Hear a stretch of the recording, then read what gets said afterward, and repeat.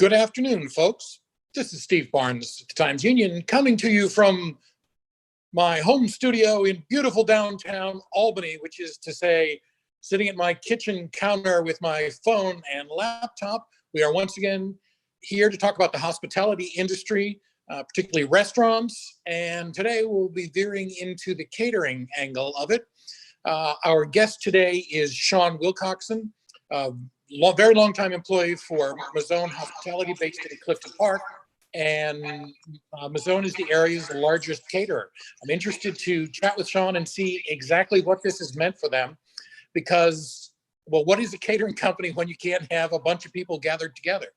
Good to see you, Sean. Nice to see you. Thank you for having me, Steve. Sure. So how many events were on the books for April, May, and June of this year for private events for Mazzone Hospitality? How many were you expecting to do? I could be honestly tell you across the company, I can't put an exact number on it, but we were well in the hundreds by far. Probably around 3 months worth of business between all of our facilities, easily around 500. 500. And is that, how many facilities is that? I counted 11 venues listed on your website. Are there more than that? The 11 venues, as well as all of the off-premise catering, which can be a multitude of different places. So the 11 are the ones that we exclusively operate or do the food service in, and then there's any off-premise that we can go to. Gotcha. So how many were canceled? Just about every single one. And so we have seen cancellations. Obviously, all of 100% of April was canceled, 100% of May was canceled. And we are probably about 90%, more like 95% of June canceled. And so how far in advance were people canceling June? I mean, you know, it's even a song lyric, you know, Saturdays in the month of June, you've got brides and outdoor weddings. And also, how far in advance were they canceling? I mean, was this mid-March? Yeah. They've been planning this for a year. They've had it on the books for a year. And are they gone in March, or how late did they wait to cancel? It's a great question. And it was really interesting for us to see, because when we first started in March and, you know, the pandemic hit and people really were trying to wrap their heads around this whole thing, we had quite a few cancellations in March and the beginning of April that rebooked into June.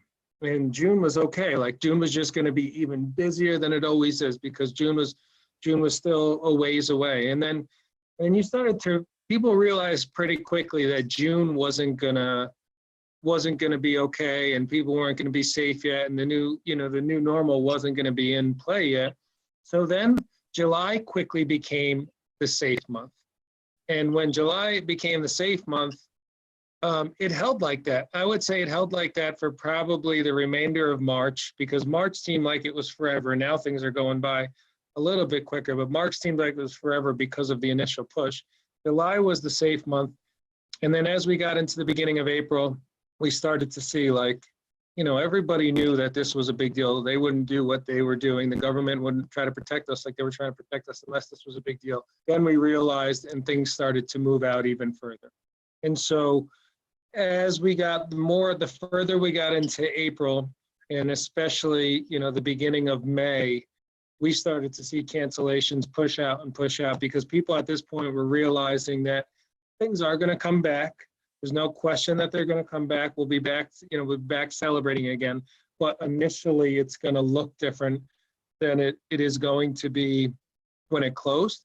But with that being said, a lot of brides, grooms, corporate events, they didn't really envision their weddings or their corporate galas looking like they might have to look when things first come back. And so they made the decision to push out. And so at first we saw people pushing out 3-4 months, and then we saw a lot of our social clients pushing out a year.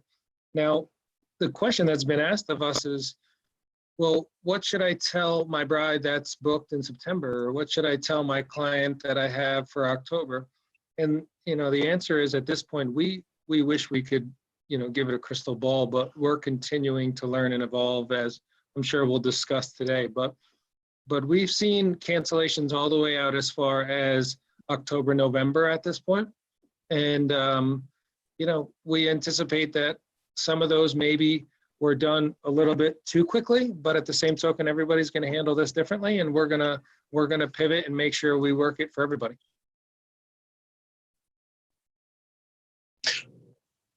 So for you personally, if somebody called you and said, hey, we've got a private event, we really want to have 150 people there, what do you tell them? When will it be safe, and what will it look like? Well, I mean, for our company, we have a little bit of opportunity, and what that opportunity is 150 people in some of our facilities, say the Hall of Springs. That's really not that many people. And so 150 people at the Hall of Springs, say, even at the Glenn Sanders Mansion Ballroom, is a low number of people. We can, even in social distancing situations, we can space them out pretty successfully at 150 people. So if somebody called for 150 people, I'd say we have many locations where I can comfortably say, by, I'm hoping by, July, August, that everybody's going to continue to do their part in keeping everybody safe, doing the precautionary situations, gloves, masks, social distancing. We're going to be able to hold successful events. Of course, I'm going to be an optimist because, I believe in the world of catering. I live to take care of people and provide hospitality. But if you ask me for September, October, I would say, let's get on the books and move forward, because I feel very comfortable that we're going to be going that way. Might look a little bit different, but we have the space to do it. What is your sense from what you've been hearing and your representatives have been hearing from people about their comfort level? Because there is the one level, when is the government going to say it's permissible?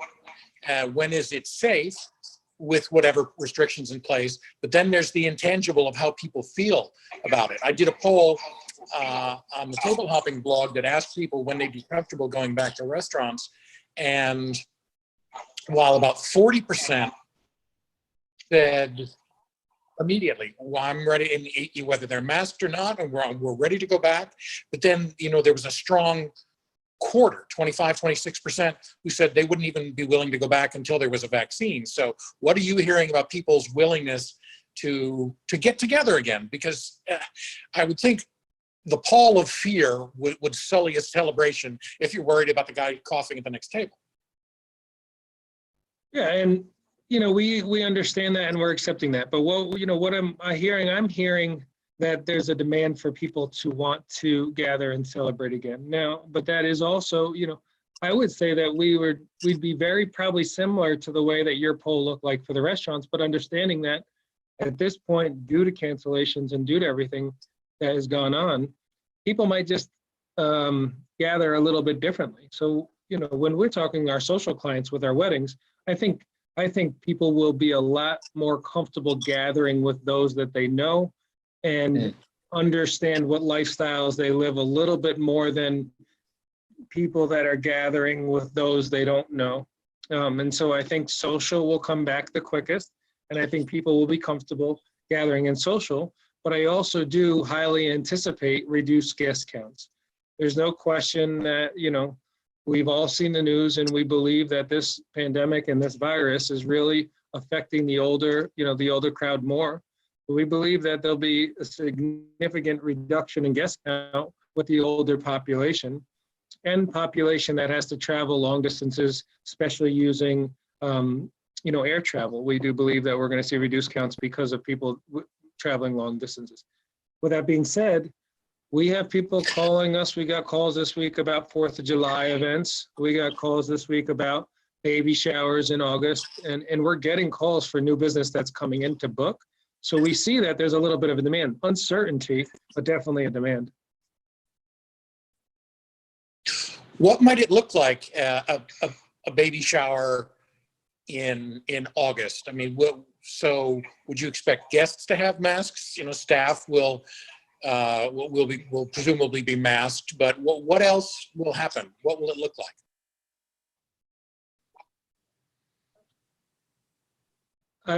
I got to be very, very honest, and I wish I could give 100% clarity, but one thing that I don't want to do is tell something that I think it looked like, and then and then it definitely won't. So I'm going to stay on the side of optimism. What I'm going to say for sure is that our staff and the training and knowledge of our staff of what a pandemic is, what frequently touched surfaces are, what, sanitation experts that need to be, which as a new position need to be there.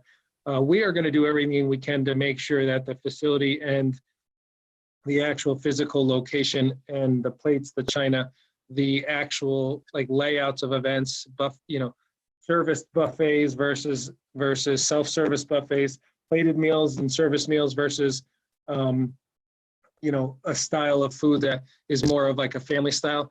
Things are going to have to be changed, but our staff, we are going to be putting our staff before any of our staff come back to work, and those that are of us are still working all have to take a specialized pandemic training. Then they're also going to have to take the food handler training again, as well as the managers are going to go through the manager training for food safety.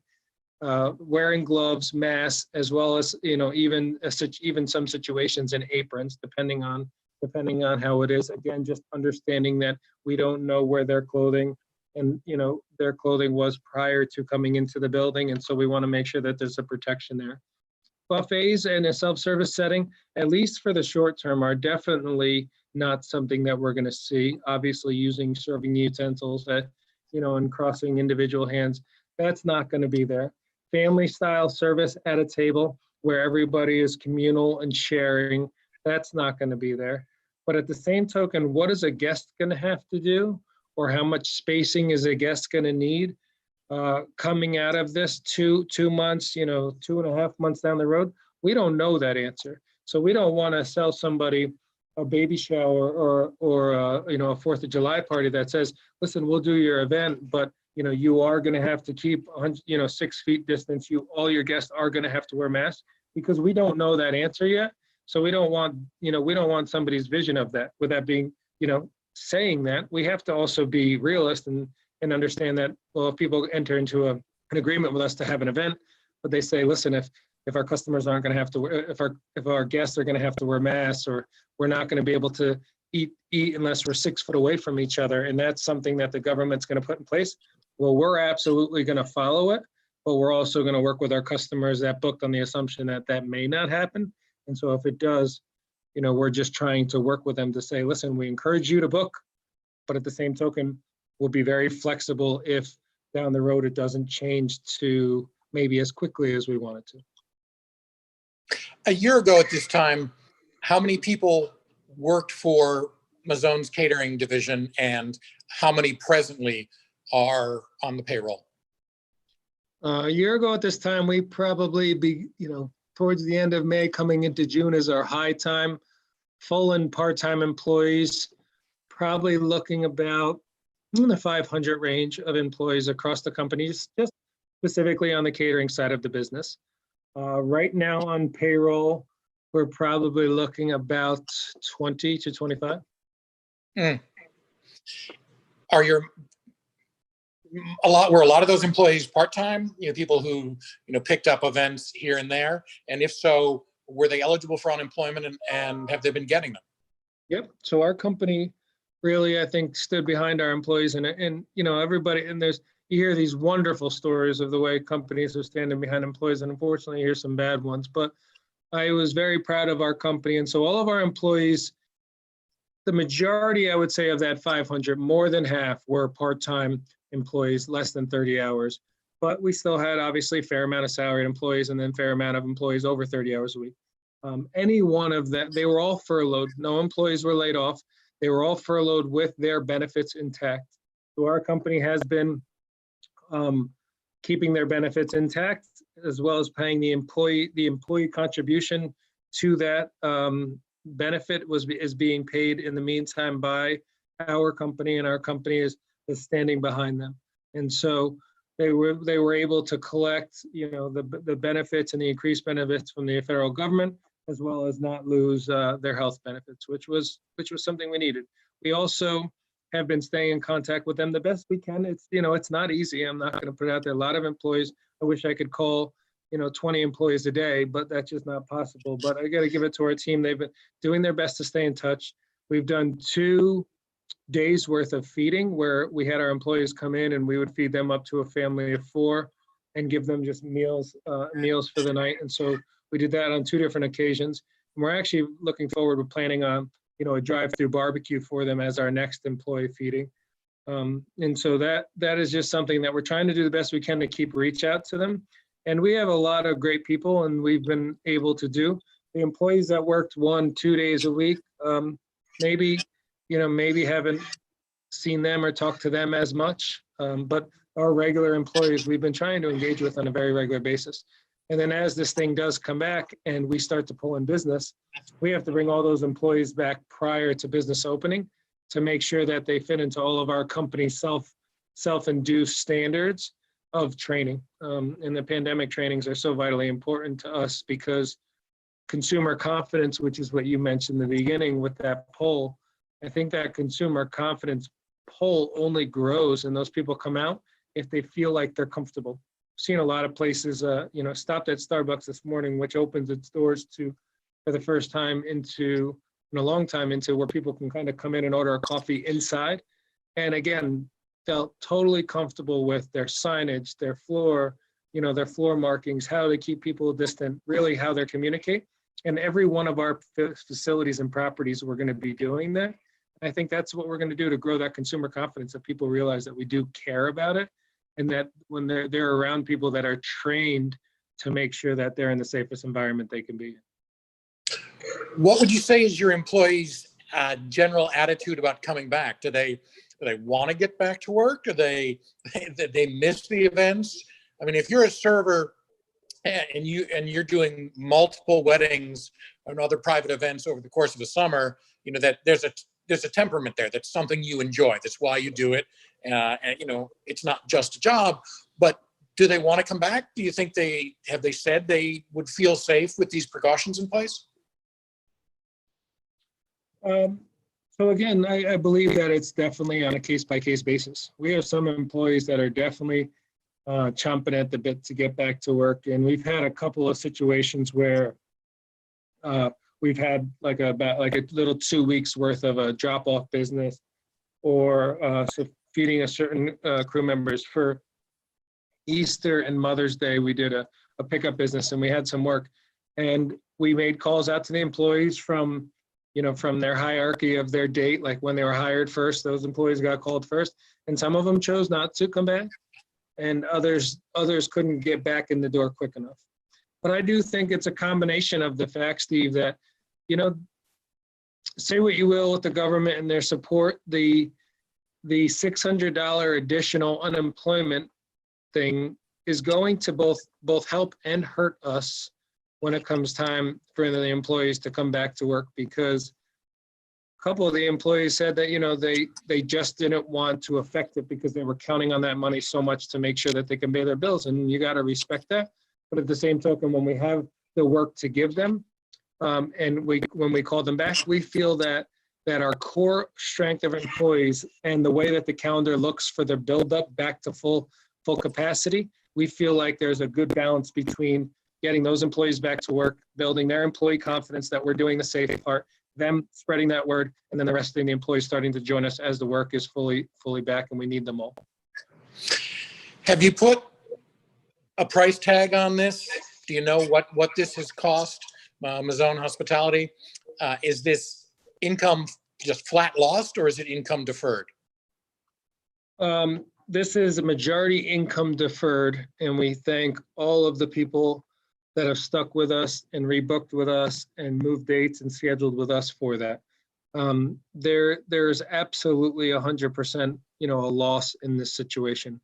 To put a dollar amount on the loss, I don't think is fair compared to the amount of loss that we have, in life, in the situation that has come upon. But we've had some really incredible partners that are out there, not only in the brides and the grooms that are getting married with us that, are going to spend their special day, but also our corporate clients that really do feel for us, even the not-for-profits, which are hurting so bad themselves, that are out there trying to support us as a business, a for-profit business, that are taking and choosing to move their deposits, whether it's into next year's event that they were going to have anyway, but just, stopping that refund process, or trying to have, that middle gal or that middle corporate event where they don't have to go a whole year without re-engaging. We have rescheduled more than 60 to 60% of our business to another date. You have a new venue in Troy that it's a rooftop place right along the river there. Did that actually ever get off the ground? I know you had like a sneak preview party, but did you ever were there events there? And so what does it feel like to have a brand new place that you spent a year building and getting ready for, and then failure to launch? I feel like that one's kind of hurting a little bit and going right to the heart of it a little bit with that question, because it's such an exciting time for us. But we entered Troy. We have a great partner in First Columbia. We have this gorgeous building. We had an incredible kickoff party, and then things just kind of like hit the brakes. But we had a couple of Christmas parties there, post-Christmas holiday parties. Which were January. We had the big kickoff event in February. We had our first wedding there, and it snowed on the rooftop, and it was a gorgeous setting. But no, it did, like, it came to a screeching halt. And as well as the booking pace has definitely come to a halt as well. But one of the things that Loft does for us, which is the name of the property, is it really provides a unique space for small gatherings. As well, you can have a wedding up to 190, 200 there. It might get a little snug, but on a beautiful day, you won't be snug at all. But at the same token, I can put a dinner party of 30 people in front of the windows and really get creative with the floor plan and shut the pre-function doors and have the landscape of Albany and the Hudson River and have a very intimate affair. And so our space is extremely flexible, and that's what we're trying to do with as a company, is pivot to a point of understanding that as we come back into selling business, we're going to come back with small numbers, and people are going to want to be a lot of times in the comfort of a small group to help build their confidence up. And so, opportunities where, a corporate event or a wedding or something, say, canceled in July, they know that they weren't going to be able to put 200 or 250 people into one of our venues. Well, we look at that now as an opportunity for that same client or a different client that says, hey, listen, I'm not going to be able to have my wedding for 200 people on this day, but this still was my original wedding date, or this still was my original corporate event. Why not do a small dinner party for 50 people in a big square right in the center of the Hall of Springs with the pillars lit up, and create this totally intimate setting that we would never be able to have the opportunity to do, because we would always sell that space for big numbers, especially on Saturdays in June. You'd never see that type of intimate event. Well, now there's that opportunity. And same thing with Loft and Glenn Sanders Mansion. So we're really trying to get creative to, let's sell the patio space, let's sell the bar space, put a dinner party here. We have grill packages that we just launched to do for people's backyards and, to celebrate in their homes. And in time, those grill packages will be able to be added service attendants, where you can add somebody that's actually grilling for you, or a service attendant that can actually get organized and set stuff up for you, so that as we come back into this thing and we grow in smaller numbers, that we're still there to service our guests. And we also give them an opportunity at this time to get something that they'll hopefully never be able to get before. And that's, a Saturday in the middle of July or August, to sit in an intimate affair in one of our locally famous properties because of all of their history, and do something that, they're never going to be able to do again. And we're looking forward to that. And we think people are going to be very interested in it. What are you looking at for a reopening date? Are catering venues considered the same as restaurants? With the reopening in the capital region, it's looking like it would be sort of in the June 17th to 20th window, as long as the metrics continue to be met for the phase 3 opening. Does that affect catering the same as restaurants, or would you be on a different timeline as you understand it? As we understand it, we are in phase 3 and categorized with that same categorization of restaurants. And so we are all in our process of, every single one of our venues having to have its layout, having to have all of the information into the government on how we're going to keep people safe. All of the signage being done, staff, like I told you before, getting ready and prepared to be trained. The reopening date of June 17th to June 20th is exactly what we're thinking too, based upon the 2-week increments that the government talks about and Governor Cuomo. However, do we have somebody booked on the 17th? I don't think, I have to look in each one, but I'm pretty confident we don't. Well, our bookings really start at the tail end of June. That's when the ones that have chosen to hold on and hold out for this. We still have some on the tail end of June, and then it slowly ramps up with July. August, we see a big bump. We see a bump in August with business that's still on the books.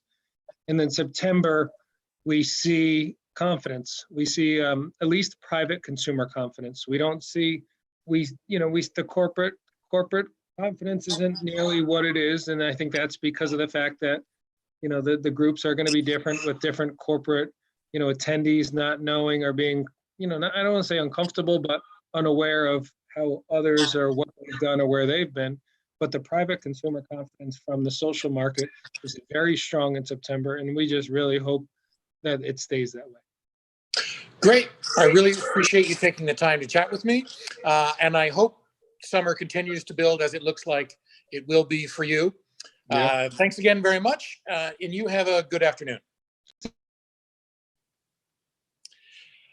That was Sean Willcoxon, the Chief Catering Officer for Mazzone Hospitality, based in Clifton Park. It is the area's largest catering firm. And normally at this time of year, they would have 500 employees on the books working at hundreds and hundreds of pride events, weddings, and all other celebrations. Now, as you heard him say a little earlier in the interview, they've got 20 people working, 20 people on the employment rolls, and hundreds of events. All of April, all of May, almost all of June was canceled. So that's just another look at the way things are now in the world. But Sean says it looks like that they will start to build back up. And by September, private consumer confidence seems to be much higher, that they're willing to gather again, perhaps smaller, definitely different layouts, and presentations will be different. But there does seem to be confidence coming back, at least in some certain sectors. And now, finally, we're talking about reopening and figuring out what the new normal will be when we get together to eat, drink, and celebrate together. So, Steve Barnes, until next week, same time, 1 p.m. Tuesday, I am signing off. Eat well and be well.